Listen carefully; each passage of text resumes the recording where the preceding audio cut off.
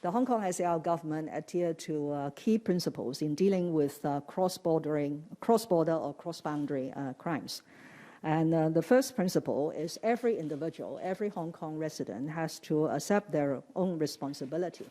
If they go into another jurisdiction and breach the law, and in this case, they were suspected to have illegally entered the mainland, then they have to accept the legal liabilities.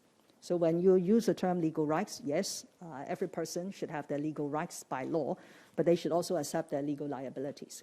The second principle is actually a well-recognized legal principle around the world, that each jurisdiction shall handle any illegal acts in accordance with its laws.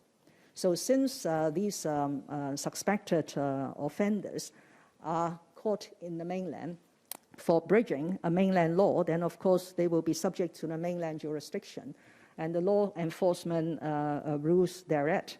But the third principle is no matter what, regardless of his or her background, the Hong Kong SAR government will provide the needed and feasible assistance to every individual, every Hong Kong resident who is suspected of breaching the law outside Hong Kong. And we are following this principle by contacting the relatives of the arrested and providing the needed assistance through our immigration department as well as our Guangdong Economic and Trade Office.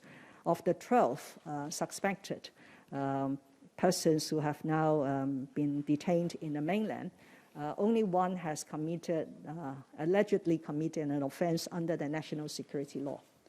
The other 11 have committed crimes under the criminal ordinance, and they are very serious crimes of arson, possession of explosives, making of explosives, and so on. So the government will have to take this very seriously in following up the case after these cases have been handled in the mainland according to the mainland laws.